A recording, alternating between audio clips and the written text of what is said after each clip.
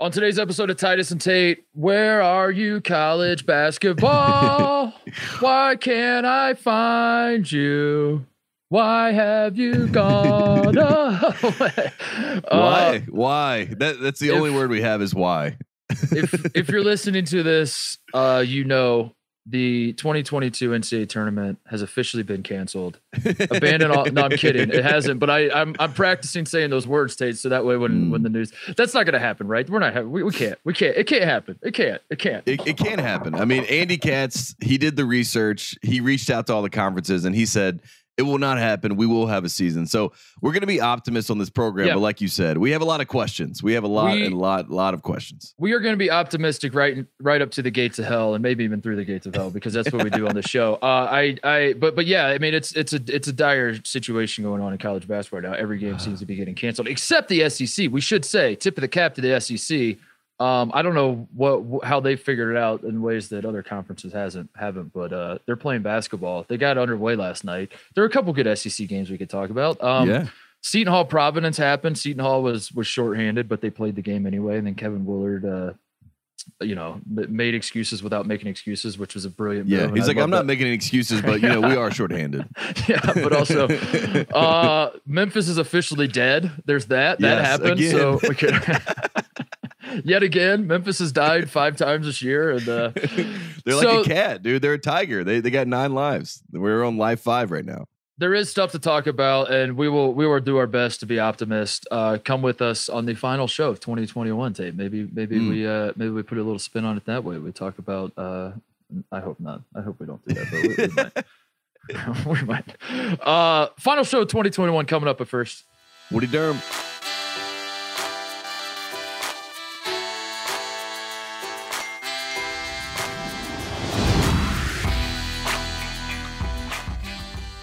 All right, where do we start, Tate? Do we do a big picture, optimistic? Can I do an optimistic monologue real quick? Because all these games are getting canceled, and every time I check my schedule, as we know, this time of year is always confusing anyway, because it's between that week between Christmas and New Year's. No one has any idea what day of the week it is. There's football games kicking off at like 10 a.m. Eastern. Typically. Yeah. Now there is riots about who is going to win the forfeited bowl game. That's right, like the number one talk that we have right now. So it's always a very confusing time anyway. So I have no idea what's going on, and I always have to like just pull up my app and I see what games we have today and all that kind of stuff. And boy, a lot of postpones and cancellations that are popping up on that. I do like that. I use that Score mobile app, and they still just list the postponed and canceled games. So like if I don't pay too much attention, I'm like I scroll by and I see a game and I'm like, oh, that's not. And then it's just postponed, cancel, postponed. But anyway, one way that is useful that you still list the postponed games is you see exactly how many of these games are being postponed, which I guess is like it's useful in like having an understanding of what we're up against. It's not useful in helping me stay optimistic, but I'm going to try to put an optimistic spin on it. And then we're going to talk about this SEC games because for the 7,000th time, we've promised not to talk about COVID on the show. So we're going to not. Yeah. We're going to avoid it as best we can. Yeah. Just don't say it. Here's my optimistic spin. I think that first of all, Andy Katz, our good friend, Andy Katz, the bestest friend of the program that we have, has been doing the journalism work, has been putting boots on the ground and phone calls and all that kind of stuff, and exploring the idea of the worst case scenario, Tate, of like, are we sure there's going to be an NCAA tournament?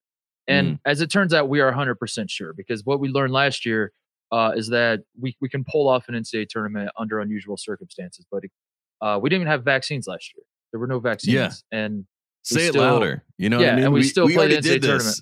Yeah. So they're going to play the NCAA tournament. We know that. Also, the conferences that were forfeiting games to start, and I feel like the last show or a couple shows ago we were talking when the COVID was really sinking its teeth into college basketball again. We had the discussion about how much of a Mickey Mouse season this is going to be, because conferences were forcing teams to forfeit and all that. They're walking that back. The forfeits are being undone. So there seems to be a sense of like, we're going to figure this out. So I guess that would be the optimistic approach. So then if you're trying to figure out what's going on here, you would then pivot to like the present and you'd say, okay, all that's great, But why is that when I pull up my Score mobile app, 75% of the games every day are postponed? So here's my optimistic spin on this, Tate. It's finals week for the last 3 weeks. These are really long finals. These poor kids. These poor kids are taking finals. A lot of these games that are getting canceled are non-conference games anyway, and I know that's not true for some of them because like we were looking forward to Arizona's trip to LA where they were playing UCLA and USC. That was going to be awesome to see Arizona's, the top of the Pac-12 figure itself out right out of the gate. That's not happening. So there are big games that are getting canceled, but like for the most part, some of these games that are getting canceled are like the throwaway non-conference like games that were scheduled right around Christmas time anyway. So there's a sense that like maybe if you have some of these power conference teams have nothing to lose or nothing to win. I mean, I'm sorry, they have everything to lose. So it's like if I have a couple of my players out, why would I continue to play Nichols or why would I play, I don't know, insert High Point or whatever High it is. Point insert like a low major school here. If some of my guys are out. So maybe there's that, Tate. What else? How else can we spin this as an optimistic thing? I think there's this as well. I've noticed a lot of these bowl games are getting canceled. And you know what's funny is like part of me is waiting for the announcement that the Ohio State Utah the Rose Bowl is canceled because I just feel like that's I'm just pessimistic about it. And I'm like, it just seems like that's where we're headed with this. Based on absolutely nothing. This is not me reporting inside information. It's just like it's like I'm looking forward to the game, so I just know that I'm going to wake up on New Year's Day and check Twitter and just be disappointed. But what's funny, Tate, is I have zero doubt in my mind, none whatsoever, that the college football semifinal games will be played.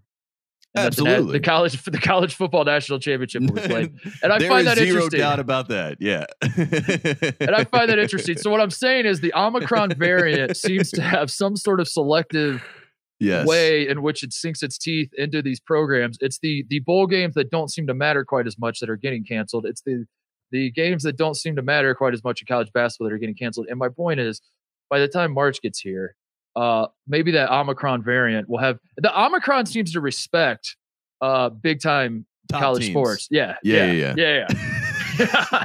That's how you judge yourself. It's like how much respect does the variant have for you? And my biggest fear, we were talking about these bowl games. I don't know if you saw this, but NC State was supposed to play in the Holiday Bowl. I did. And about 3 hours before kickoff, UCLA alerted, and there's been a lot of conspiracy conversations around this. Like, how much did UCLA know? NC State was threatening to sue UCLA, threatening to sue the Holiday Bowl, and then the Holiday Bowl was so scared that they were going to sue them, they just gave them the trophy and said, "You guys, here's your merch. Here's your."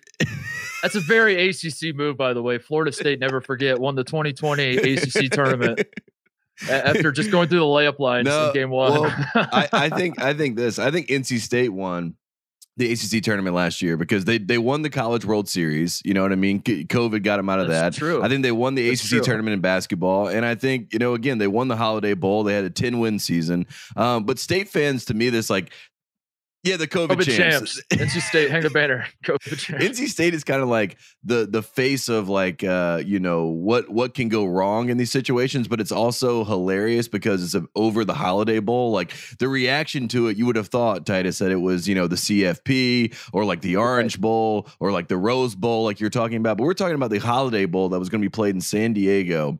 And my biggest fear about this is that UCLA is going to be the face of like, we hate them because they want to get out of game. Like, you know what I mean? Like the football team, like they're taking on the brunt of like the Americana hate of Los Angeles, as we've talked about ad nauseum on the show, but like UCLA is now becoming like LA, like everyone, like NC State fans, like classic California, they don't want to play the game. And then the Arizona basketball fans, the same thing was happening. They're like, UCLA's scared of us. They don't want us to come, beat them in their house, So when we started this season, I was telling you, I was like, Johnny Juzang is going to be beloved by America. UCLA is going to be America's team. And my biggest fear now is that Omicron is now turning UCLA and LA in general into the enemy. And that is the only fear that I have right now. They did their best. I mean, like UCLA put forth a valiant effort, but in the end, I guess it was short-sighted of us to expect the team from LA to be America's team. I don't think that was going to go over well. we overshot. Yeah.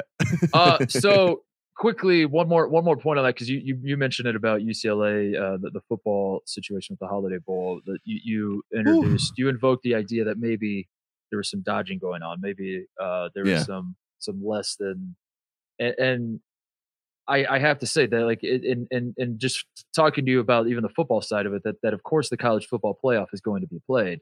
I don't know. I mean, I try not to be a cynic with this stuff as best I can, Tate, but boy, it's becoming harder and harder to not make the case that, like, teams are using COVID as an excuse to not play games. Like, this is happening at the basketball level as well. But the problem is, who's going to have who's going to have the balls to stand up and be like, I don't believe you.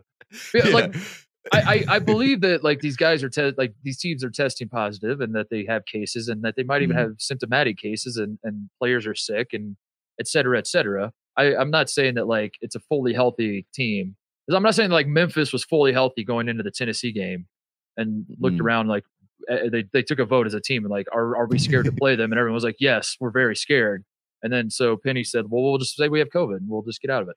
I don't think that's what NC State fans believe that UCLA did. They said they are reporting that UCLA had a team vote. Do we want to play in this game or not? And the team voted no, which all the UCLA players and coaches have said that is absolutely not true. But I like the idea of the story. I do think that there's something there's like this. If you think this isn't going on, you have to be crazy. That, like, there are teams that have, like, their best players, 2 or 3 of their best players test positive. Yeah.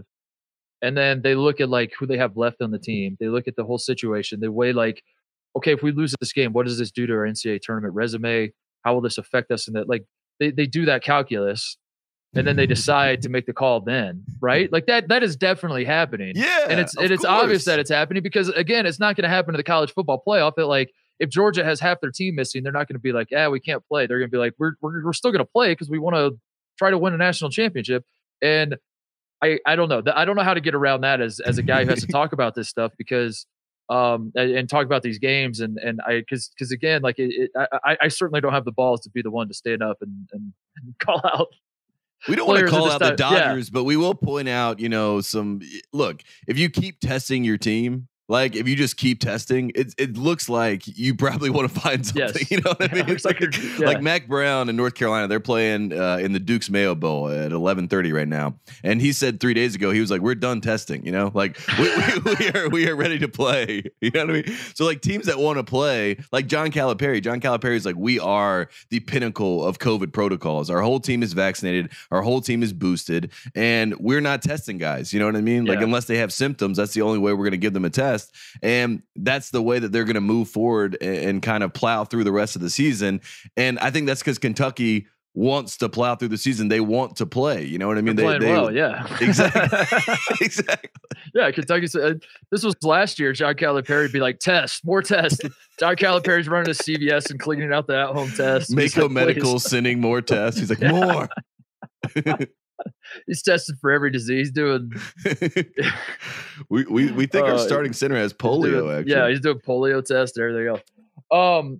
That's a good segue, because we should talk about the SEC games, because if there is one conference that is probably not going to test and is probably going to plow through and get through the season, and depending on your thoughts on all this stuff, that is a very huge concern towards society. Or it's like good for them. And as I said before, I'm too stupid and too exhausted to give a damn either way. So we're not here to argue on either side. We're here to point out both sides and laugh. You know what I mean? That's the whole point of our show. Yeah. And so with that being said, I'm just going to watch the games that are played and talk about them. And there were 2 great SEC. There were 4 SEC games last night, right? Like Mississippi State beats Arkansas.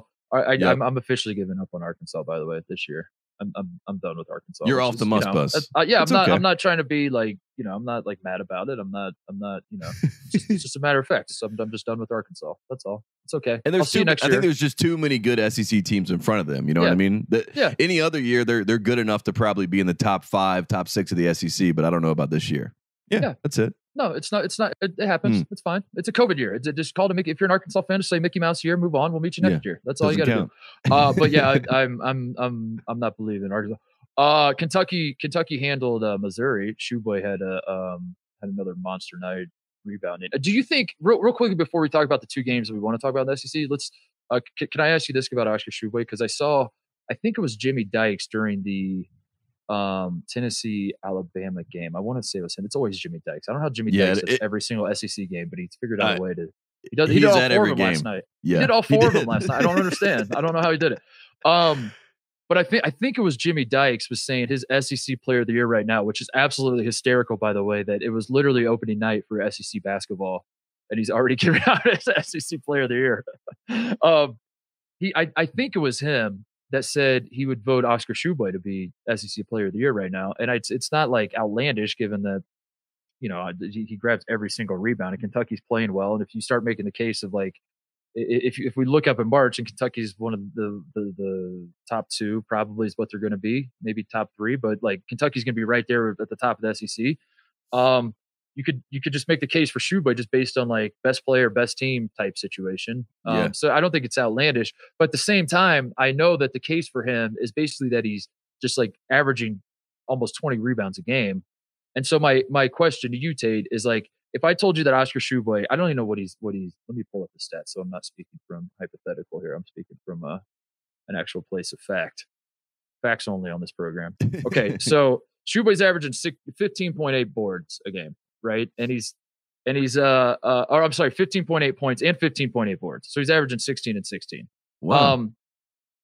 But let's say like SEC play starts happening and he's not scoring that much. He just continues to rebound at an insane rate. Do you think Oscar Tshiebwe is going to win SEC Player of the Year of the likes of like Jabari Smith? Walker Kessler's blocking every single shot. I don't know, Kennedy Chandler, John Fulker, like name a guy on Tennessee that carries Tennessee.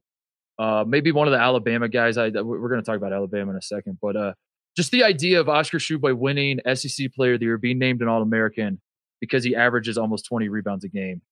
If I say that out loud, what is your immediate thought? One, I think it's good for basketball because I think it shows that we have like a respect for the game at some level where you're like, I have to energy and effort, we have to give respect for, especially this guy is dominating on the board. So it's like historical of what he's doing. But I think when we get down to, kind of the nuts and bolts of the conversation, it's going to come back to the flash, and guys like Jabari Smith are going to be hard to ignore. And I wouldn't be shocked by the time we get to February. We get Mike Schmitz on an Auburn game, and he's telling you that Jabari Smith is a dark horse for the #1 pick. You know what I mean? Like this is how much I kind of I see the potential. Potential is a tough word, but I see Jabari Smith, and it's hard to knock his game at any level. The guy's 6'10", guy can play the 3, guy can play the 4. I mean, he obviously carries himself away like almost like a professional at this point. And I just think if he continues to play at this level, then it's going to be really hard to ignore him when you get down to SEC Player of the Year. I think Tshiebwe is going to be, obviously in the conversation the entire year, but I mean, Auburn is a fascinating team. You mentioned Walker Kessler. This guy has a triple-double with blocks. I mean, that's one of my favorite Hassan Whiteside quotes of all time. He was like, who's getting triple-doubles with blocks? I mean, not many people in this life are doing that. And Walker Kessler has 11 last night. Originally, they had him for 9 rebounds, but after the game, Bruce Pearl was like, throw another one in there so we get another triple-double. And no, they did. I'm telling you, the statistician, the stat guy literally put out an update. It was like Walker Kessler had 10 rebounds. Our bad. So he gets the triple-double. Okay. Yeah. Can I just stop you there? Because like you're saying it tongue in cheek, kind of, but also are we saying it tongue in cheek? Because if you think about it, who's stopping Auburn or like I don't know. Yeah, there's no breaking my brain, but it's like, well, why wouldn't more coaches do this? Why don't more teams do this? Why don't more teams just like cheat the stats? I don't understand why not. You know how this works. I mean, there was a lot of conversation about John Stockton, right? His assist record in the NBA. A lot of people said that the Utah Jazz, like the way that they counted up his assists, like they would give him a hockey assist and he would still get the assist. You know what I mean? Like, and that's why he has this record that no one's even come close to. Like Jason Kidd finished his career playing, 15 some years and was like still well, away from that record that John Stockton set. So the home statistician always has a little bit of leeway. And that's what we saw, a little bit of home cooking there. But I mean, Walker Kessler is the best rim protector in college basketball. And he's like exactly what you want to see if you're an Auburn fan. And when you look at this Auburn team, I mean, they're number 11 in the country. They made a real big statement last night. I mean, they come out of the gate in that game. They're blowing out LSU. I mean, from the jump. Out of the 18-1 start, I think. Yeah. And the only reason that LSU made it even respectable is they hit 2 threes to make it like 21-10 or something, kind of like to fudge it as if it's a closer game, but it really wasn't. And Auburn is one of the scariest teams in all of college basketball. They have the talent, of course. And Bruce Pearl, I mean, for as much as we joke about, him being a horrible guy, he still knows how to coach at some level. You know what I mean? Of course. That's never been the joke. That's never been. It's the same with Pitino. I've never once tried to argue that Bruce Pearl's not a great basketball coach. Of course, exactly. So when I look at this Auburn team, I mean, they're a scary combination of, man, who wants to see them in the NCAA tournament? Absolutely nobody. And I think they're going to keep climbing the ranks. And if you put a gun to my head today and said who's going to win the SEC, I would say Auburn. I mean, I really would. I really would. That is kind of the. I guess that's the big picture discussion we can have. Is I threw out the idea of the SEC player there because I think that's going to be fascinating. It is going to be. Yeah. I think it's ultimately, and again, this is off after literally one night of SEC play. Like there's a lot of basketball left to be played, or is there with Omicron? I don't know. Maybe this is it. Maybe this is only if it ends today, who wins SEC Player of the Year? But I think the way it's trending is we're going to see a lot of arguments between Jabari Smith and Oscar Tshiebwe, which is going to be fascinating because it's like it's going to be like a cultural war type deal of which is funny because Kentucky for the longest time, Tate, has represented the like flashy NBA prospect, the Jabari Smith type guys. Mm-hmm. You know what I mean? And now they're going blue collar. Now they're blue collar. Now they're throwing out efficiency rankings and look what Oscar's 28 rebounds or however many rebounds he gets in a game. Look what this does for us. His presence on the inside. They're making that case. And Auburn is going to be the fans that are just like doing what we did with Obi Toppin, National Player of the Year, when he went between the legs. And we're just like, yeah, all that's great, but like this dude went between the legs and like Jabari Smith. Just watch this guy. Yeah, all that's great, but look what this guy just did and retweet on his highlights. So that's gonna be fascinating. The SEC Player of the Year, but SEC the SEC championship, the SEC regular season title, which I said, not to pat myself on the back too much, but at the same time, please pat me on the back. I thought going into the season, the SEC was going to be the best regular season race, which isn't to say that I think the SEC is the best conference, Tate. Don't get me wrong here. But what I'm saying is like it's the most wide open. It's going to be the most interesting. It is the conference that, like, in my mind, if I don't know what games to watch tonight, I would probably just throw on like an SEC game because they all feel like they can beat everybody. Anybody can beat anybody on any given night in that conference except for Georgia, who's terrible. Even Vanderbilt, by the way, we have to give a little bit of credit to Vanderbilt. Yeah. I mean, they're showing some life. I mean, Scottie Pippen Jr., they got a nice win over in Hawaii. Vanderbilt. I took a cheap shot at Vanderbilt when we were going over like the garbage teams in that. Yeah, Stackhouse reached out to me and said he was going to beat your ass like Christian Laettner. No, I'm kidding. It was just instinctive. It was like so many years of Vanderbilt being the punching bag that like it just kind of spilled out of the mouth. You're like, oh, that feels familiar. Feels right. Missouri is kind of Vanderbilt now. Missouri sucks. Yeah. Anyway, I think the SEC is going to be awesome. So I guess like the big discussion point we could have is who is the best team in the SEC. For you, it's Auburn. I'm inclined to agree. The one thing I want to, this is the Graham Couch in me coming out, Tate, I want to pump the brakes on, is we got to see these teams on the road. You got to see what these teams can do. It's very, very hard to win on the road in conference play. We know this. So Auburn beating LSU at home is great. Auburn looked great. I think Auburn is in terms of like, the roster makeup, the culture of the program, whatever it is, whatever case you're trying to make for why Auburn would be the best team in the SEC, I'm nodding along. I just want to say that like Tennessee going on the road without their two best players and losing on Alabama, and LSU going on the road and losing to Auburn, does it like I'm not selling LSU and Tennessee just because they open the conference season on the road. You know what I mean? It's just a scheduling deal. Very easily, if Auburn plays at LSU, maybe Auburn loses. I don't know. But to your point, let's talk about Auburn, how good they are. Because Walker Kessler and Jabari Smith are just otherworldly, both of these dudes. And I think like you look at how great those two dudes are, and you say to yourself, all that Auburn really needs is just like a serviceable backcourt. I think they have that and then some. With Katie Johnson's been playing out of his mind. He was awesome. What was the game that I saw? Was it UConn that he like went nuts? I think I think it was. Yeah. I think that was the UConn game. He was going nuts. So I look at Auburn, and you're just like, first of all, like Walker Kessler and Jabari Smith are good enough to carry them.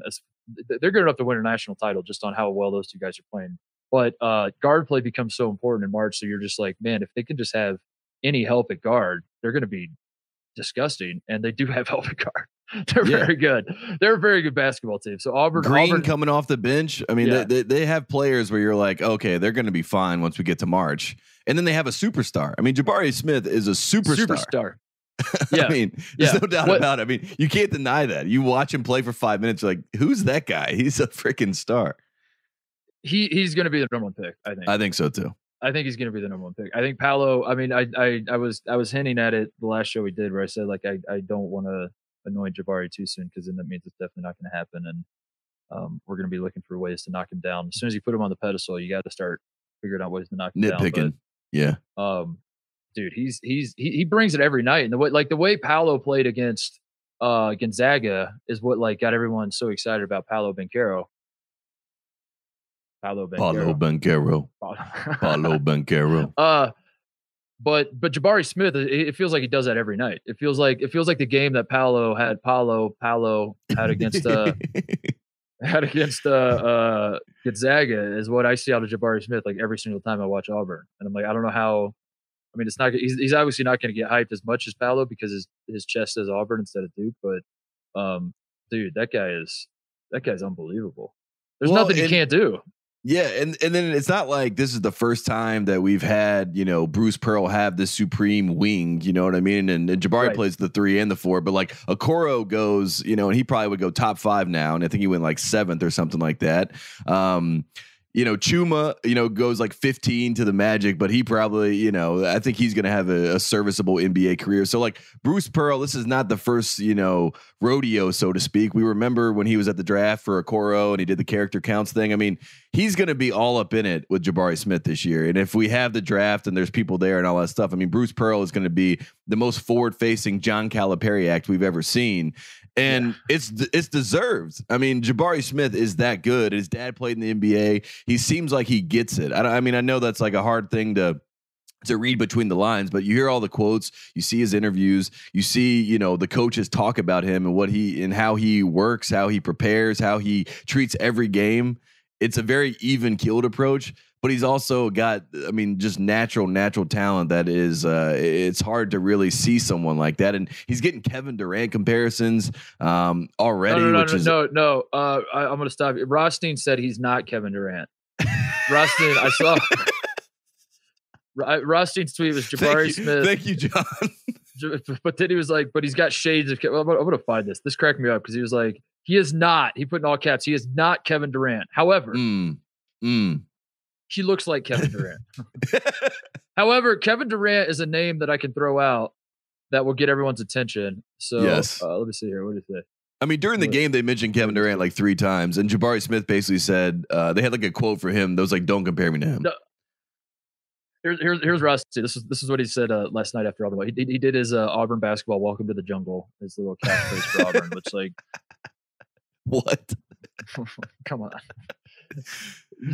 He's got better ones. He needs a quality filter on his catchphrase. Yeah, but he needs to run it by somebody. I feel like he just comes up with it in the moment, and then he never wavers. You know what I mean? He's like, "This is it." I will not change this. We got to get his wife back on the show and have her tell us like what the process is. How is the sausage made with the catchphrases? So he quote tweets himself and he says, 1, I don't see many holes with Auburn. 2, Jabari Smith is not, in all caps, not Kevin Durant, but he is the Kevin Durant of college basketball. He is not Kevin Durant, but he is the Kevin Durant of college basketball. That is literally just talking yourself into circles. I don't even know what that means. Dude, I think that's the new. I mean, move aside KOC with his shades of comparisons. Like KOC would say Jabari Smith has shades of Kevin Durant and shades of, insert like first ballot Hall of Famer here. But maybe this is the new play. You say Jabari Smith is not LeBron James, and then everyone's like, wait, are you saying he's LeBron James? I literally said he's not LeBron James. Yeah, but why would you invoke LeBron's name and compare?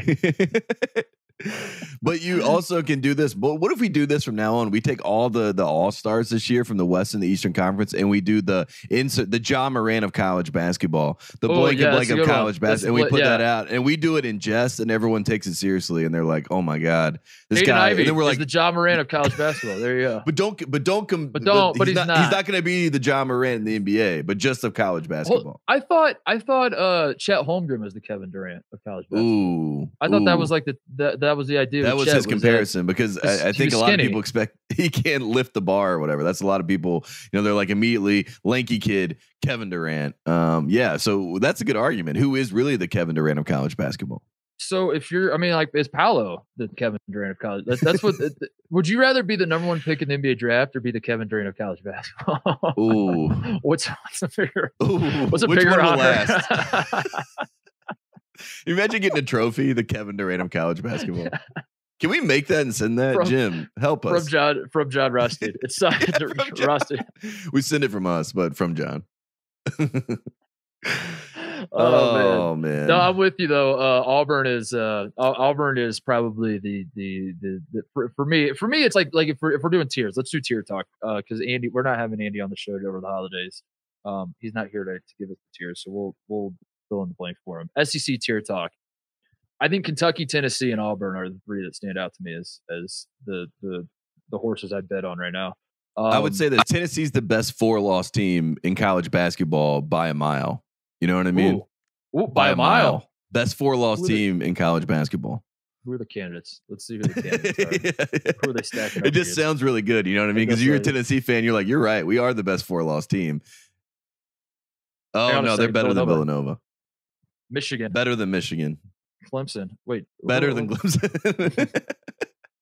Wait, Tennessee doesn't have 4 losses. They have 3. Oh, I thought they had 4 losses. I thought they lost last night. Isn't that their 4th loss? No, they were 9-2. Are they the best 3? I still think they're the best 3-loss team. All right, I'll say Illinois. I'll say this: they're the best 3-loss team. They're better than Illinois right now. Are they better? I'll say that. Yeah, I think Tennessee is the thing that scares me about Tennessee is that offense can be so bad, man. And last night, like I think you throw last night out. I think last night was kind of a win for Tennessee. I think most Tennessee fans kind of feel that way. That the fact that you Bama was probably the favorite to win the SEC at the start of the year. I don't remember what the SEC preseason poll was, but I would assume Bama was yeah, I think so, up there. If they weren't the favorite, they were probably the second favorite. And you're at Bama, and for 37 minutes, it felt like Tennessee was outplayed Bama. They sort of choked down the stretch. I mean, I don't know. Bama just kind of finally started hitting shots, which is, again, Alabama is by far the number 1 make shots team in college basketball. They were dreadful last night until Shackelford started hitting shots, and then they stole the win. But Tennessee scares me just in like that their offense can fall apart, and it can fall apart in catastrophic ways. But last night is not necessarily like I'm not gonna spend too much time like overreacting to that final couple minutes of that game where like under normal circumstances I that would stick with me and I'd be like, holy shit, what was that? But they didn't have Kenny Chandler or John Fulkerson, and that's a completely different. I mean, if they have those two guys, they run Alabama out of the gym, don't they? That's what it felt. Yeah. Their offense is so bad, and they got whatever shot they wanted against Alabama. I'm actually worried about Alabama. I'm legitimately worried about Alabama as a basketball. Like they beat Gonzaga, and I think like ever since then it's been downhill. Everything I've seen out of Alabama is their defense is atrocious. They're a team that hangs their hat on hitting threes and playing defense. Their defense sucks, and last night they were like 4 for 20 something before they started making shots down the stretch. I don't know. I trust Tennessee's defense, over, almost any team in the country right now. I mean, I think they do an amazing job locking down. I love Ziegler off the bench. I mean, he killed Carolina in the game that they played. Obviously, it was a blowout, but when Tennessee's fully on and they have like Chandler really rolling, I mean, he's going to be one of the best guards when we get to the tournament. So, I mean, they're going to be a scary out for anybody. But like you said, I mean, we know Rick Barnes, and sometimes Rick Barnes can have the Kevin Durant of college basketball and lose to, USC. So, I mean, is John Fulkerson the Kevin Durant of college basketball? Let's just do Josiah that all year. Jordan James, the Kevin Durant of college. Who's not the Kevin Durant of college basketball is Victor Bailey. What happened to that guy? I mean, he's I never mind. I don't want to pile on guys, but like remember when he transferred to Tennessee, I was like, that's a pretty good get for Tennessee. And now every time he sees the floor, I'm like, what is this guy doing? What? What are we doing with this guy out there? Played 20 minutes in that game also. Yeah, he's I don't know what he I don't know. I don't want. Never mind. Who cares? Optimism only. Let's not pile on kids too much. We won't pile on kids. We won't pile on, but yikes at the same time. What else is Alabama? Are you worried about Alabama in the way that I am? Because like I said, I think I think the idea of Alabama sounds fun. I think the idea of those guards they have, and they're bringing a dude in Davison off the bench. That's I don't know where Mike. We'd have to get Mike Schmitz on the call here to get an idea of where he's going to fall in the NBA draft. But he's a first round pick probably, and he's coming off the bench. And the culture that they have and the identity that Alabama basketball we've come to know under Nate Oates, all of it makes a ton of sense to me. But with this team, I mean, they miss Herb Jones immensely. Yep. I think in their mind they're like, we play great defense, just because that's what Nate Oates has been. He's been like a defensive-minded coach in a lot of ways, but this team is terrible defensively right now. They're terrible, and I don't. You have to like. It's not a switch that's just going to get flipped and you're going to fix that. Like you got to actually play defense. You can't just say like we're Alabama. This is what we do. They don't play good defense at all. And nights like last night, and I know they won the game, so it seems weird that we're kind of eulogizing them right now because they did beat a top 15 team in Tennessee. But 7 for 31 from the 3-point line, and letting a Tennessee team without their two best players just run circles around them. I was like, my God, we got to figure this out, Alabama. Yeah, I thought Alabama was a tier 1 team in the SEC, and I think it's for sure they're tier 2. And I think like the tier 2 is only 2 teams, and it's LSU and Alabama. And I think the 3 that you mentioned, I think Auburn and Kentucky and Tennessee are kind of tier 1 SEC teams, and that's kind of your top 5. But I thought Alabama would be, definitively in that conversation. I didn't think they would drop off, especially when they beat Gonzaga. But I think they are literally the definitions of a make shots team, and that's not like there's no trust in that, right? I mean, because every night can be an off night. Any night can be an off night in college basketball, especially when you're dealing with college kids. So, I say all that to say, I don't believe in Bama at the same level that I would believe in Tennessee, which if you had told me that a month ago, I think I would be a little shocked by that, that too, belief, I would too. I would have definitely thought Bama was going to end up. And again, Bama beat Tennessee, so I understand. Bama fans are like, "What are you talking about?" Yeah, scratching their heads. But no, I mean, if you're an Alabama fan that came away from that game thinking like, "Oh, we're in a great spot," then we watched 2 completely different games. Yeah, you checked the box score. Yeah, you just saw that you won the game. You just saw that you won the game. That's all that. Which is cool. That's all that. I feel that. By the way, should we have a discussion about Alabama's? I can't believe how dead that gym was last night. I never really noticed it, but like Bama's, I think it was because I was watching the Auburn LSU game, and the Auburn crowd is electric, and that arena that they have, and I know it's like newer, isn't it? Didn't Auburn build a new arena pretty recently? I haven't been and no students were there for both schools. So, I mean, I think a lot of people were pointing that out. They were like, there were no students at Bama. That's why it wasn't electric. But Auburn also did not have students, and it was electric. Auburn didn't have, and I'm not blaming the fans either. I'm not saying it's because this is you're talking to a guy that went to Ohio State, and you want to talk about like bad gym environments. Like the Schottenstein Center's up there. It's one of the top 10 worst big arenas that exist in college basketball. It's absolutely dead. The sound just goes straight to the top, and then like there's like a trap door that the sound like opens and then goes out the top. Yeah, like it's horrible. So I don't know. I've never been to a game in Tuscaloosa. I've never been to a game at Auburn. I'm not like speaking from the place of authority on this. I'm just saying like watching it on television, it was like, damn, Auburn is electric. Bama's crowd was absolutely dead, and that's going to be interesting. They got to build a new arena, is what I'm saying. As a guy who watched. After watching one game, it just hit me. I was like, Bama's got to build a new arena. I know nothing about the situation. I know nothing about the what that arena means to those people, or like, I know nothing, but I'm an outsider, and I watched one game, and I was like, that's not good enough. We need to, if I'm going to take Alabama seriously as a college basketball program here, you got to build a new arena and make that place electric like Auburn was.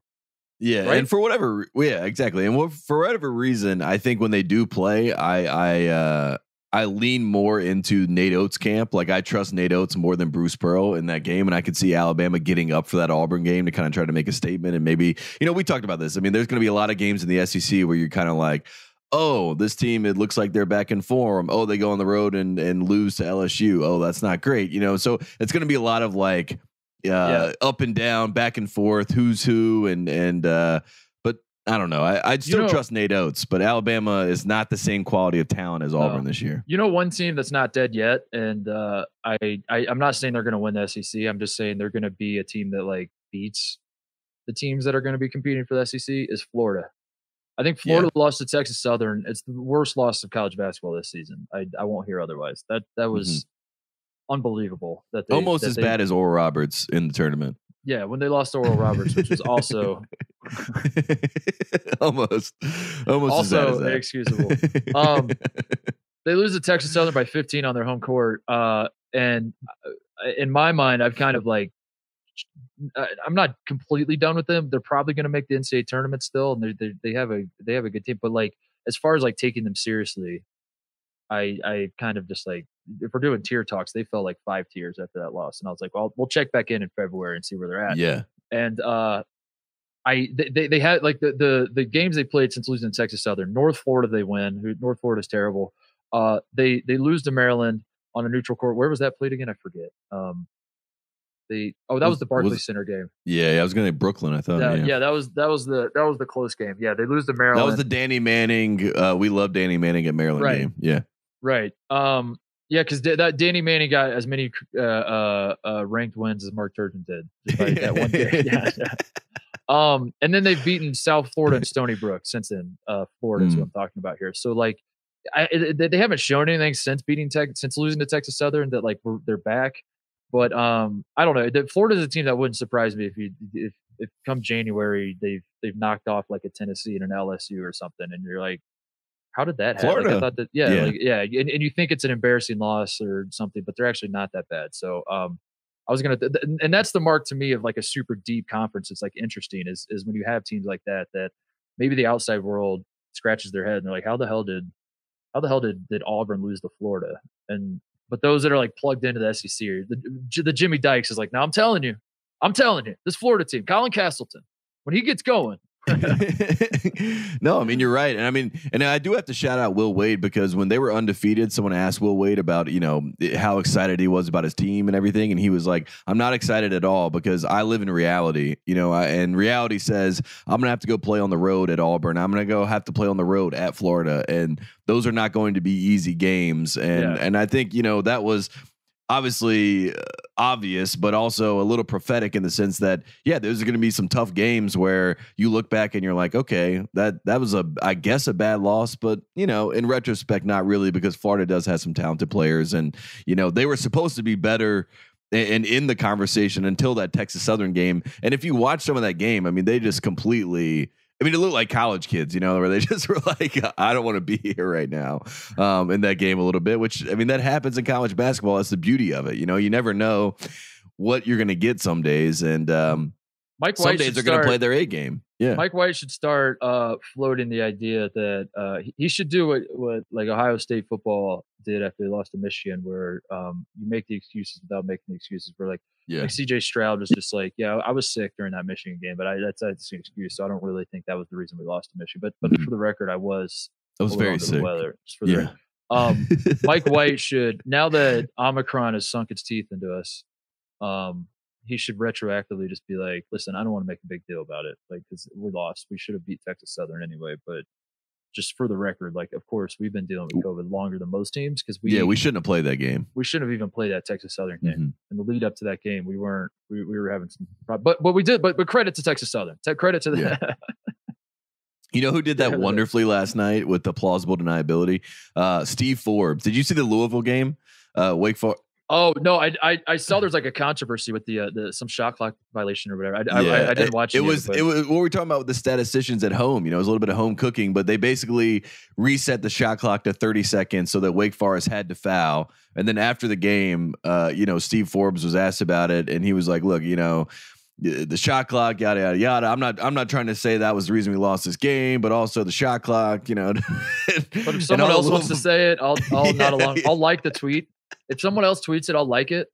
But I'm not going to tweet that. No, I would never tweet that. No. Mike Rutherford was very happy. So shout out to Mike Rutherford. It was good to see Louisville get some good news. You know what I mean? Like if there was any team that needed like a little clock snafu to kind of get some good mojo back on their side, I think it was the Louisville Cardinals. So it was, in a sense, it was good, but I can understand Steve Forbes' frustration. I mean, the Wake Forest bench was yelling about the shot clock, like, you know, it should not have reset, but it did. And, you know, and that's the rest of history. But I thought that was a perfect example of like, I'm not blaming the shot clock situation, but it definitely, you know, was the reason we lost. But also, I'm not blaming that. Don't worry about that. But also, yeah, that's not the. What else is there? Providence beat Seton Hall. Providence has burst open the seal on Quad 1 talk. So congratulations to Providence for that. We got our first instance after Providence beat Seton Hall. I just saw this stat just being shoved in my face from everywhere that Providence now has 5 Quad 1 wins.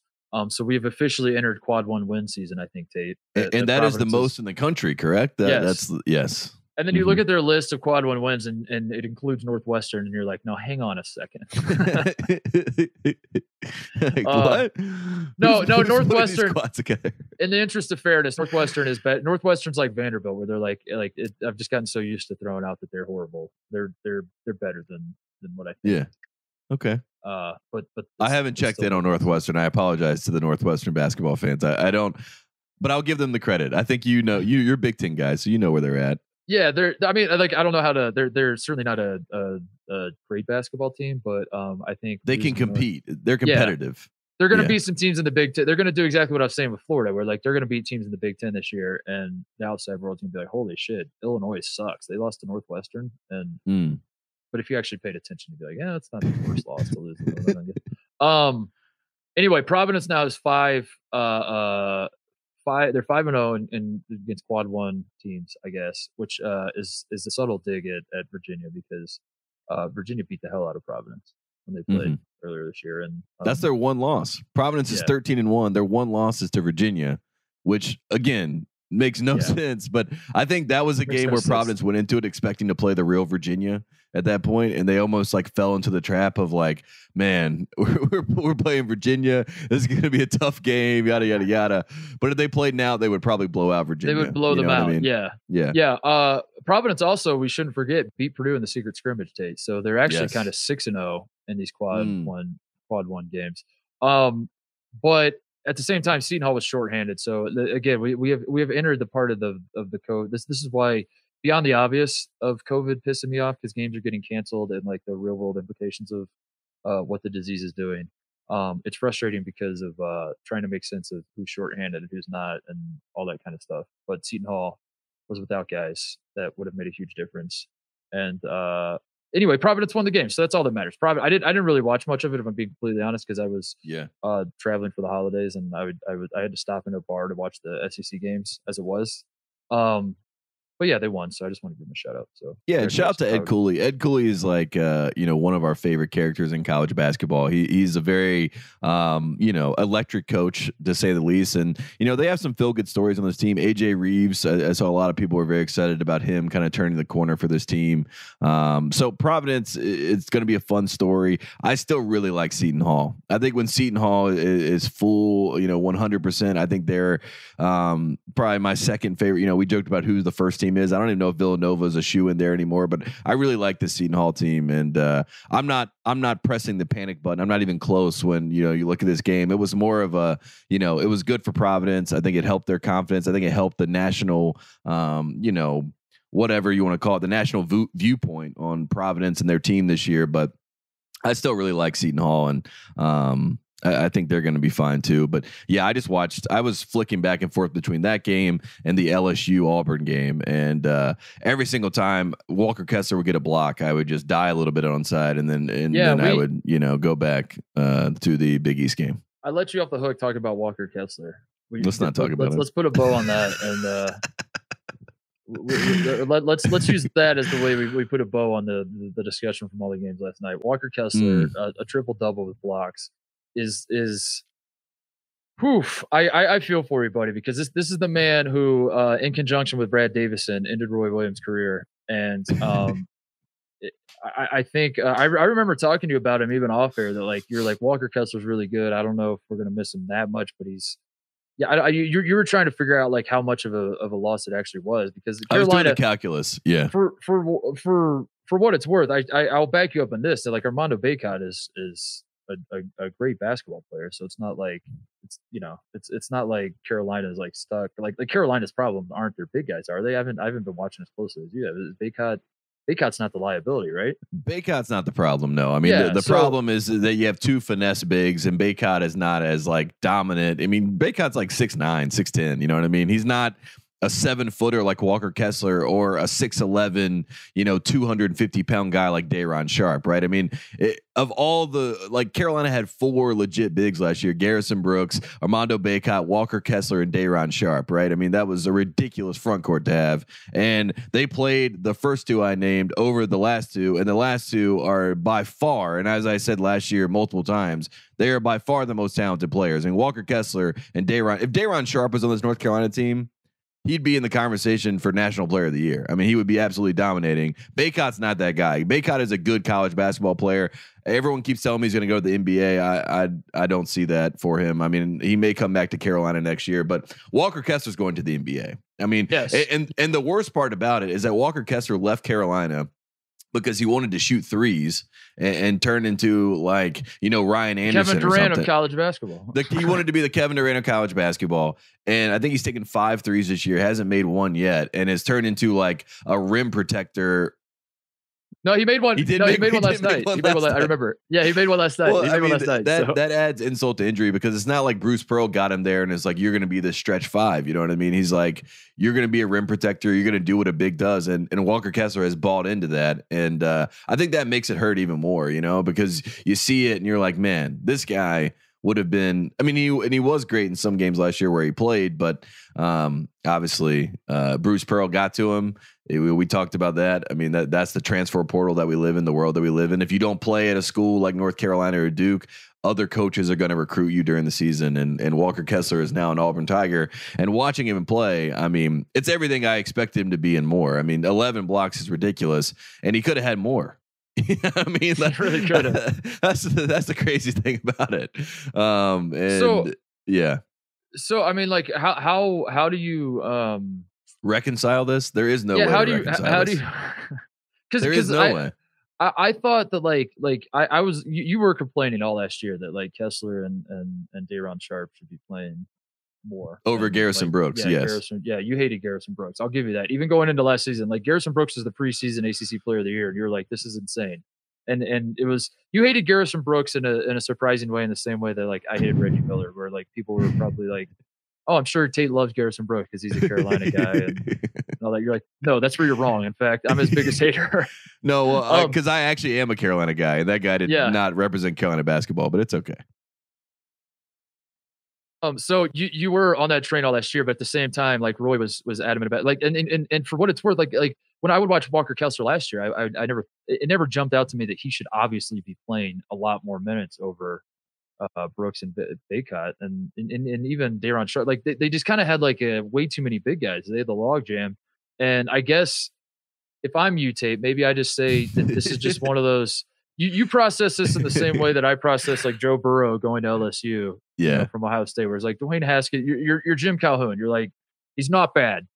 He's not like Armando Bacot is not bad. What do you want from me? He's not bad. Yeah. But it's tough. It's got to be tough, dude, to watch Walker Kessler be this good, this fast, as soon as he gets out of Chapel Hill.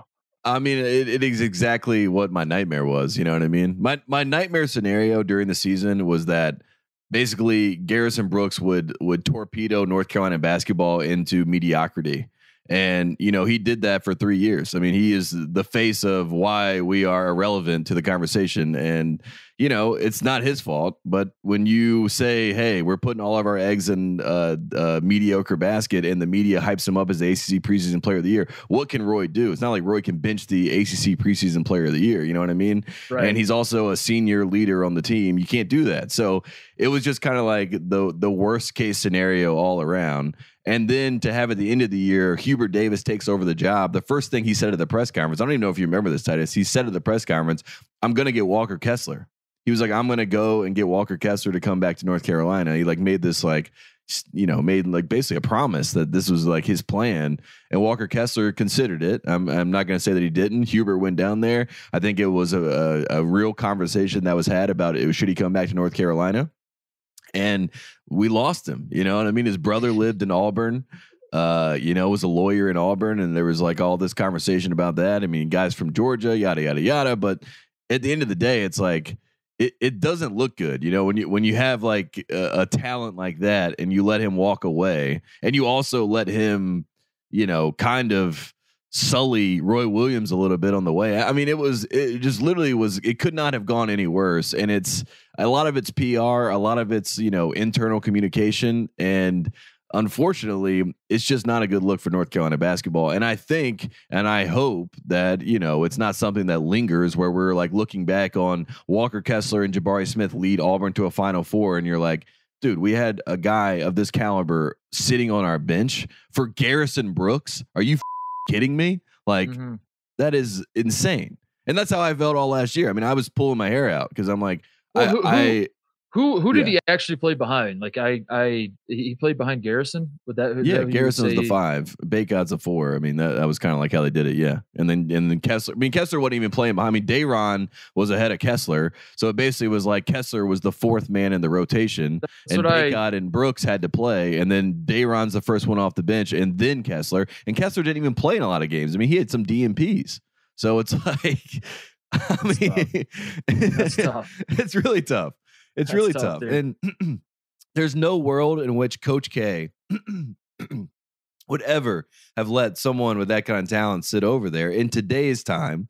And, we are who we are. We are Dean Smith, that is Carolina basketball. We give, the senior laden players, the longest leash and the longest leeway.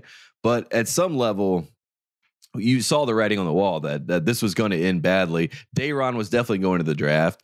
I thought Kessler was going to go to the draft. I would have much rather it be like Walker Kessler is on the Atlanta Hawks right now, and he's getting 11 blocks in an NBA game. You know what I mean? Yeah. Like that would have been that would have been my choice. You know what I mean? Yeah. Like I would have loved for him to be in the NBA and be like Carolina didn't know how to use me. Like I'd rather that be the conversation. I like Tony Bradley. He'd be like the Tony Bradley type, where Tony Bradley was one and done, and no one outside of Chapel Hill or the ACC country even remembers his time at Carolina. Really, national champion Tony Bradley. That's true. But yeah, and I lost my mind after that game because Tony Bradley told me he was going to the NBA, and I was like, "What? Why would you do that?" Tony, why?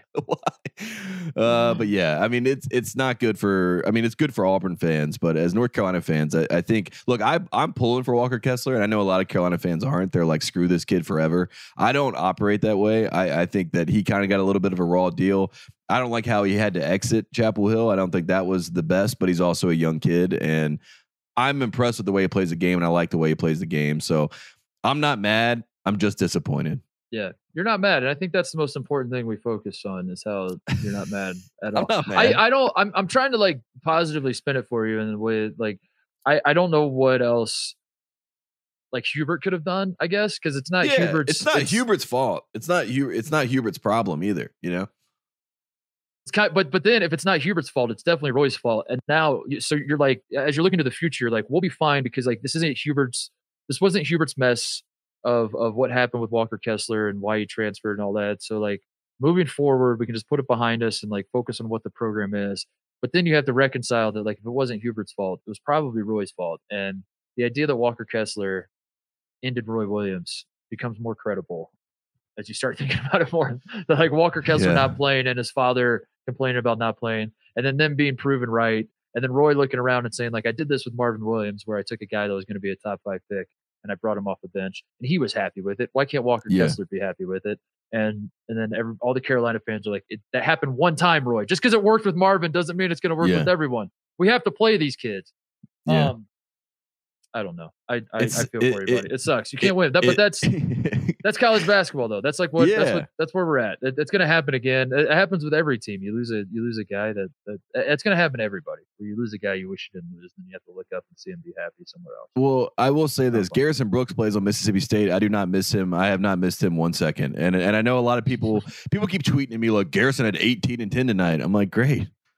Congratulations. You know what I mean? Like, he's from Mississippi. Dude. I think he should have gone to Mississippi State from the jump. I think if Garrison Brooks went to Mississippi State, he'd be one of the best bigs in the country and had a great 4-year career. And, I would have been happy for him. But he didn't. For the record, you like Baycott, right? Like Baycott. Yeah. Baycott's good. Yeah. I like Baycott. Okay. But he's not Walker Kessler. He's not Day'Ron Sharp. He's not Walker Kessler. I mean, he's not a 5-star. I think he's a 4-star. Like, if we're going to do it like that, I mean, he's a 4-star and these kids are 5 stars, and I know he probably was a 5-star McDonald's All-American too, but it's just a different caliber of player. And Carolina, my biggest fear is that we're going to start playing the 3-year, 4-year, we don't have NBA prospects anymore. Because Hubert Davis has basically said to these recruits, like, Carolina is not a stopgap situation. Like, you don't come to Carolina for 6 months. And I think you don't like that. That scares you. No, I mean, it's the right answer. I think he's 100% right. Carolina is not a stopgap, but in today's time, these kids are coming here for one reason. I mean, they're coming here to get their shots. They're like, I need 15 to 20 shots. I need to get my stock up into a lottery pick. And, I mean, there is just there's ulterior motives to the conversation. Like, Caleb Love is at North Carolina this year to get drafted, He's not there to win a championship. And I think you're going to have to make a choice of, like, do we want to bring in the Joel Berrys of the world and the Theo Pinsons of the world, which I'm fine with. Let's do that again. Let's run it back. But that was very fortunate that Joel Berry and Theo Pinson and Justin Jackson was a 5-star, and Theo, I think, was a 5-star. But they also have, like, that deep rooted love for Carolina basketball. And I fear, Titus, that doesn't necessarily exist in this generation, so to speak, anymore. And it's okay. I get it. It's a bigger conversation, but everyone's trying to get theirs. And that doesn't. Welcome to. Yeah. Welcome to big time college basketball. No, I was going to say, welcome to adulthood, or welcome to being a boomer, like I am now. Like, welcome to the other side, buddy. I think you've officially grown up now, that you're complaining about these. Where's the love for the game? Where's the love for the I mean, I get it, but it's like, kids these days. I don't think there's another Michael Jordan coming to North Carolina, right? Because if there is a kid of that talent, he's going to go to a place that's going to put him in a position to be a lottery pick. And I'm not sure that that's what we're selling anymore, but we'll see. Yeah. The worst thing that happened to me was BJ Armstrong called me, and this is like 2 weeks ago, and he was like, "Man, North Carolina is going to be like Iowa pretty soon." Oh no! I was like, don't say that. Oh no! I was like, please. I was like screaming to the skies, "It's raining on me, Walker!" I would have been like, "What do you mean? Like pumping out National Player of the Year, Luka Garza types?" Yes, I agree, BJ. We're going to continue to have the. Well, that's what he was saying. He was like, "The best you can hope for is that you get a Luka Garza," and I was like, "What? Wait, what?" That's like, it'll be fine. No, I didn't mean for it to be I didn't mean for you to have an existential crisis just because. No, I mean, look, having 11 blocks. I had a great run. I was born in 1993, national champions, 2005, 2009, 2017. I got 4 national championships in my life. I'm okay. Most Final Fours in history, but I'm just saying, I think I am concerned that, it might we might have a little bit of a wait before we're back in that conversation again. It's okay, buddy. Come join the tier 2. Tier 2 is nice. Tier 2 is a great spot to be in. I don't want to join. I want to pack my ball up and go home. I want to go home. Oh man! All right, let's do shoutouts and closeouts, and let's go home then. Let's do it. What do you got? What do you want to wrap this thing up with? Well, we got some good news for the friends of the program. Kyle Guy, a former part of our show, a friend of the program, he just got signed by the Miami Heat on a hardship deal. So shout out to him. And then Ty Jerome. What does that mean? What does a hardship deal mean? Basically, if you have enough COVID guys, yeah, exactly. If you have enough guys in protocol, you can get like these, hardship roster spots to basically be able to. Who comes up with the terminology for this stuff? Like, why do we call it why not just call it like COVID? Why not just call it the COVID? Like he signed a COVID contract. I mean, hardship makes it sound like Miami's flipping over couch cushions because they can't pay some of their players and they've fallen on hard times, and so they have to bring in Kyle Guy as a replacement player because like the real stars are sitting out because they're not getting paid right now or something. I don't know. It feels very much like the replacements. You know what I mean? Yeah, like all these guys are coming in and the main guys are mad at them that they're coming in. But on the flip side of that, Ty Jerome, also a friend of the program, a Virginia guy. I feel like we should give Virginia some love because we've been hard on them this year. Obviously, we mentioned they beat Providence, so that was nice of us. But Ty Jerome, career high 24 points, career high 8 rebounds to go along with 5 assists and 3 steals last night for the Thunder. So shout out to those two guys. They were great representatives of college basketball. We enjoyed watching that Virginia team. We love that Virginia team. And it's cool to see. I don't know. I mean, if you're watching the NBA right now, you can catch a game where like, oh my God, Brandon Knight's playing, or Theo Pinson's playing for the Mavericks on Christmas Day. And it's fascinating in one sense, but it's really cool because some of college basketball stars are getting a second life in the NBA. So shout out to those two guys. DeAndre Hunter is still good, right? He's hurt all the time. Really good. He's hurt, yeah, but he's really good. When DeAndre Hunter plays, the Hawks are a top 5 seed.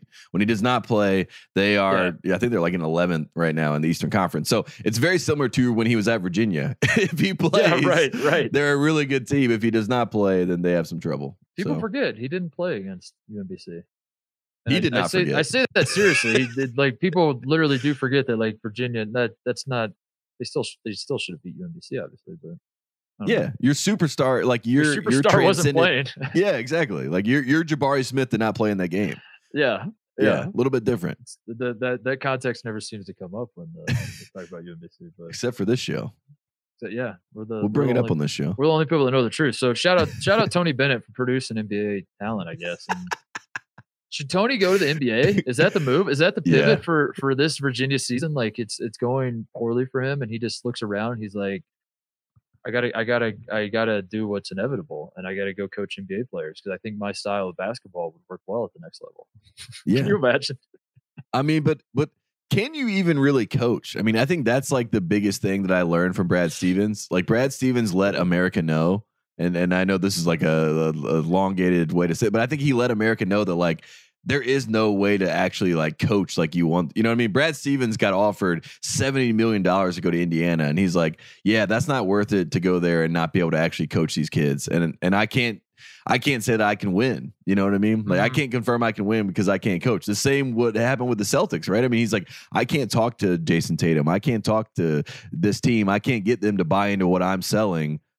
So I'm done. Like I'm going to go to the front office. Like I cannot coach these kids. Like, Cartman, when he's like, how do I reach these kids? Yes. Like that is the current, that is where we're set up. And the person I look at that's so good at talking to this generation of player and managing them is Steve Kerr. I think he does the best job at it. And I don't know how he figured it out, but every coach is like trying to find that lane to be able to like actually coach these kids, because being a hard ass and being a tough ass, all these things that we've seen in the past, like that doesn't work anymore. So you have to like, you have to just, I mean, it's a different language, it's a different conversation. Yeah. I think Tony's fine. I don't think that's the problem. I think his problem is his roster sucks, but yeah. Well, next year they got a top 10 class, right? That's what everyone's saying. So that's good. But it is fascinating because it's happened even, I'm like, I don't feel like I'm that old, dude. But man, like when I was in high school, your prototype, what made a good college basketball coach when I was in high school was someone who knew the game and could like draw up plays that could get, get guys open and take advantage of matchups. And obviously that's still very, very important. But now the most important thing you can be at any level of basketball is someone who knows how to speak to your players and someone who can like get the respect to your players. It's so crazy how fast that happened. How like there aren't assholes don't succeed anymore in basketball. No, and assholes used to be the norm. That used to be the thing. that was the way. That was the way. That was how you did it. You were an asshole. You were a dick to your players, and you butted heads, and you said I'm the coach and do it my way. And then if you knew the game on top of that, they would your plays eventually it would come that way where like they're like, okay, coaches, I get what he's putting down. I'm going to buy in. Yeah. And then they would respect you because your mind would win out and whatever. I don't know. But like now it's just like I'm not as well sourced in the NBA as you are, but like people I've talked to have said like Steve Kerr doesn't know in terms of like basketball IQ. Steve Kerr's not like otherworldly. It's not like he's solving things that people don't know. It's just like he played in the league forever and he knows how to talk to the guys, which is why I think which is why guys like Chauncey Billups and Jason Kidd will continue to get chances as coaches because they're just, and Steve Nash, the Nets hire Steve Nash, which seems insane. Hiring Steve Nash would have been absolutely insane like 20 years ago. So you've been like, this guy's never coached. Where are we hiring? We have a franchise that's good enough to win a title, or we're bringing in a first-time coach. This makes zero sense, but now it makes sense because it's just like, dude, coaching, all you have to do is just like make sure they don't all kill each other. And I don't know how. Yeah, manage egos, manage personalities, and get guys to like on Christmas Day. A perfect example of Steve Kerr. It's like he tells Draymond before that game against the Suns, he's like, "You're going to guard CP3." Like you talk about getting a guy invested in a game.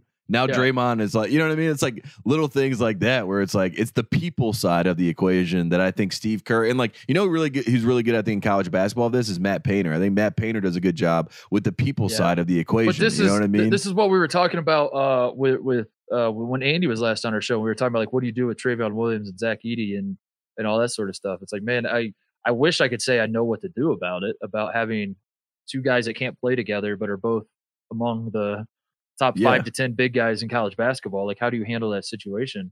I wish I could offer up my thoughts, but like, honestly, it's probably something that you have to be in the locker room and understand the makeup of those two guys. And I trust that Matt Painter knows what he's doing with those two, but it is head scratching because that's not how it would work. Those aren't the decisions you would have made 20 years ago or 30 years ago, or maybe even 15 years ago. You just would have been like, who's better?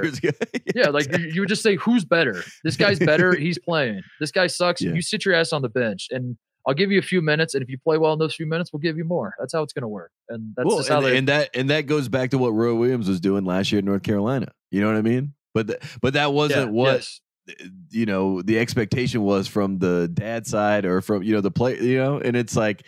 You have to be able to manage all of that. And it's a lot. I mean, it is a lot to be able to deal with that. And not only that, Titus, then if you're not playing these kids, you got another coach recruiting you. Right. Who says he will play you and that your coach is screwing you over. So it's By the way, last night, Travion, oh my God. Purdue played Nicholls State or Nichols. Did they just go by Nichols now? Nicholls State. Is it Nichols or Nicholls State? It's Nichols now. Yeah. Travion Williams is starting now for Purdue. Zach Edey is coming off the bench. But Zach Edey had 21 points.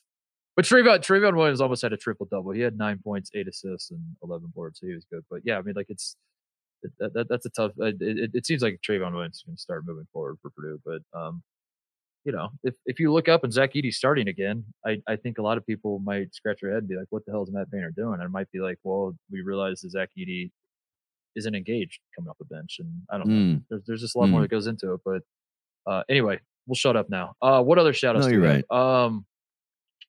I'm going to shout out quickly Big Cat right now. He is texting. Carolina is playing in the Duke's Mayo Bowl as we're recording. I am not watching this game, so therefore it does not count. But Big Cat, who never reaches out unless he has something negative to say, said, do you think UNC football would win a single game in the Big Ten? So soft. So I'm going to assume that South Carolina is beating the brakes off of North Carolina right now. I don't know what the score is here. Let's guess what the score is. What time did that game start? It started 11:30. So we're 50 minutes in. We're 50 minutes in. I'm going to say South Carolina, just based on that text alone. It's South Carolina 21, North Carolina 3. That's exactly what I was going to say. And I will say, I haven't watched a second of this game, obviously recording, but I will say that South Carolina is probably using a Wildcat quarterback because North Carolina, as soon as, in every football game, when you see a team going to Wildcat, you kind of say, thank God they're going to do that. When a team goes into the Wildcat against North Carolina and they have a running quarterback, our entire defense, their brain breaks. They're like, wait a second. You're telling me this guy can run with the ball? Wait, what? So dude, I assume that's what's happening. I just looked it up. It's 18-7. 18? Yeah, I don't know how South Carolina scored 18, but... it's 6 field goals. They went for 2. Okay. They scored extra point good, scored 2-point good, and then kicked a field goal. But North Carolina just scored a touchdown. It's 18-7. You're fine. All right. There's a lot of football left to be played. I want to shout out the Colorado Buffaloes and Tad Boyle. This was a story that was put into my purview, that they apparently got like a team dog, and they named it Betty after one of the University of Colorado used to have these. You remember the old women we met at the San Diego State game, like the super fans. Colorado had their version of that, where there were these old women that were like just diehard Colorado Buffalo fans, apparently. And one of them was named Betty, and she recently passed away, and she was beloved by the community and all this sort of stuff. I remember this. Yeah. So I guess the story goes that Colorado just recently, the basketball team just recently got like a team dog, and they named it Betty after that woman who just passed, who was their super fan. And it's so the idea of having a team dog is just amazing. So I love that story, and I love that. Colorado for that. Yeah, that's a great one. Shout out to Tad Boyle. Shout out to any program that has respect for their fans like that. So I love to hear that story. That's a good story. What else is there?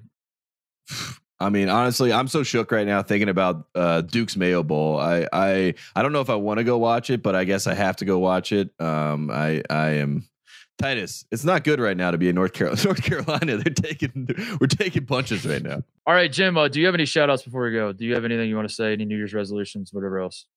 I do have a shout out to our production team, like Chris, Aaron, Luis, Will, Tyler, everybody, John, for helping us this year, and Kristen Scott, Hurley, rest in peace, dead to us.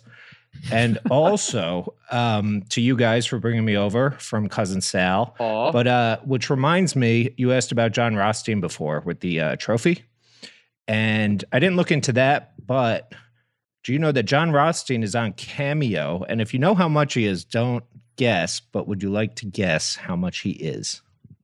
How much to book John Rothstein on Cameo costs? Yeah. He's got two prices, one for personal, one for business. You can guess personal first. Personal's it better be less than $20. Titus? I'm going to say the fact that you're bringing it up tells me it's like astronomically high. And I'm going to say like 50. Yeah, I know. That's why. I'm going to guess 50. Lock me at 50. For personal use, John Rothstein Cameo is $100. Now, would you like to guess what it is for business? Which I guess he just vouches for your company or something. Well, I've never even seen a business one. So he does like a commercial. He does like I guess it's a name, image, likeness deal for him. I don't even have a guess. What could it possibly be? Tate, you want to take a guess? I'm gonna go $250 for John Rothstein to do a cameo for your business. It is $700. Oh my God. Worth every penny. That is. I love you, John. Yeah, that's awesome. You know, like that. I can't even hate on that. Like that's respect. That's being a businessman. You know, John Rothstein's like, I am a business. You will pay me for my services. I'm not a businessman. I'm a businessman. Yeah. Has he ever had any business ever pay that fee? We should have him on and ask that. Business. It's amazing. Yeah. Oh my God. Oh my and that's God. It. Have a happy and safe New Year, I guess. That's it. Happy New Year, everybody. Do you guys do resolutions? Do you want to do an accountability thing where you say your resolutions publicly, or you guys don't mess with that? I don't know. I give up. Yeah, I used to have like this like very optimistic outlook on a new year. I'm like, this is going to be the year, but I've done that since 2020, you know? So I at this point, I'm like, I just hope everyone stays healthy. I hope everyone can be as happy as you can be in these times. And I hope people stay safe. And that's all I got. And shout out to Jim naming all the people that have worked on our show, and obviously Jim being here. It's great to get the band back together. Jim, you got a performance review coming up? What the hell was that? Like just sucking up to everybody. I like that. That was a company man move. Yeah, I like that. I figured. Did I say Tyler? Tyler too. There you go. Yeah. All right, everybody have a safe New Year. We will see you on the other side.